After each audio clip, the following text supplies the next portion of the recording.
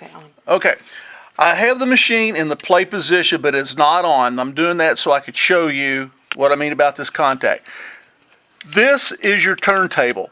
This is the clamp. When the record comes up, this clamp holds the record to the turntable. These adjustment screws you don't need to worry about. It's this one right here, if this is the problem. These set of contacts right here. What this is for is that if there's not a record on here, too thin a record, what it does is does not allow that contact to retract. And so what it'll do is if the record's too thin, it'll go and it'll not allow that contact to make contact. So I don't know if that makes sense. You got this adjustment screw. If there's too thick of a record, it holds it out and it keeps it, from making contact. If it's too thin of a record, it goes in too far, and there's a contact here. This is your main contact, and then there's an inner contact. If the record's too thin, it pushes in and it hits that inner contact, and that ejects the record. What you want to do, put it in play without a record in the cradle. Make that selection. Let the machine run, and then as that clamp is coming down, to make the record contact, just slightly hold back on it, just also slightly, just about like that, and then let it play. And it should not eject. If it does, then we're looking at something else. But try this first. If it does not eject, then what you want to do is let it go all the way in. If it ejects, it is hitting this contact, and that's what it's supposed to do without a record. So what's going on, if your record's too thin, what you want to do is just back this screw out, counterclockwise, a half to a turn, so it does not hit this contact, and that'll cure the problem. I adjusted it to some records that I had. I thought I had it enough out, and I still think that's going to be okay, but try that first, have it in play, hold this out just also slightly as the clamp comes into the turntable. It should not eject.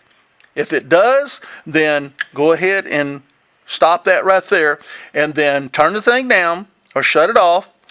And the next thing you want to do is just let it stop. And this is the next thing. This is the cancel switch. There's a little hook right here for the tone arm. When this tone arm comes up, it's in play. Let's say this record's in play. Tone arm comes up, and this little bracket hits this micro switch. And this little piece of plastic right here underneath this. Let me get some more light. I'm going to put some more light around here because I can't see that real well. Doesn't show up very good. Okay. That's a little bit better. Okay. This is the micro switch, is your cancel switch. Wait a minute. Oh my God. Hold on, let me get steady here again.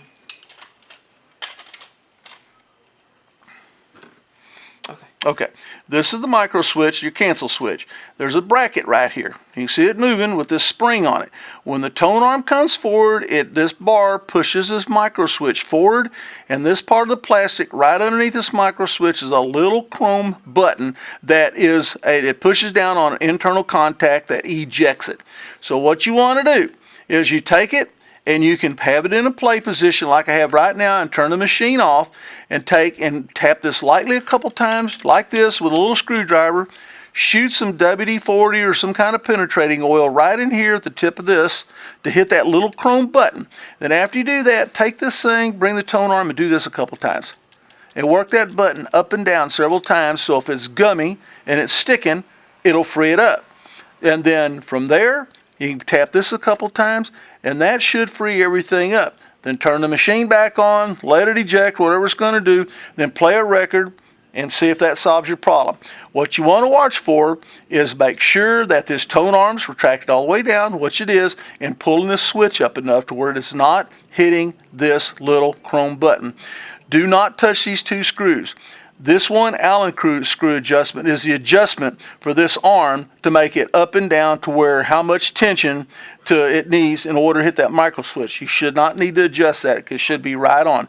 Like I said, spray some WD-40 on this thing, tap it like this a couple times, tap the side of the micro switch a couple times. That should free it up. But like I said, the first thing is try this first while the record is playing. Or no record in it, hold the clamp also slightly as it's coming in. Don't let it go all the way.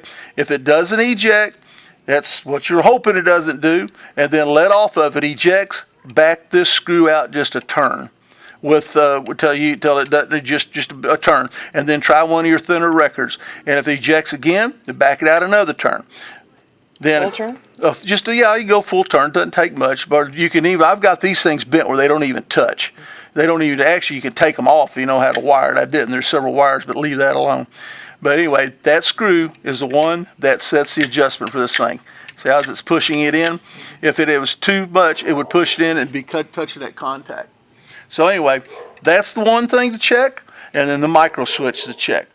WD-40 on this.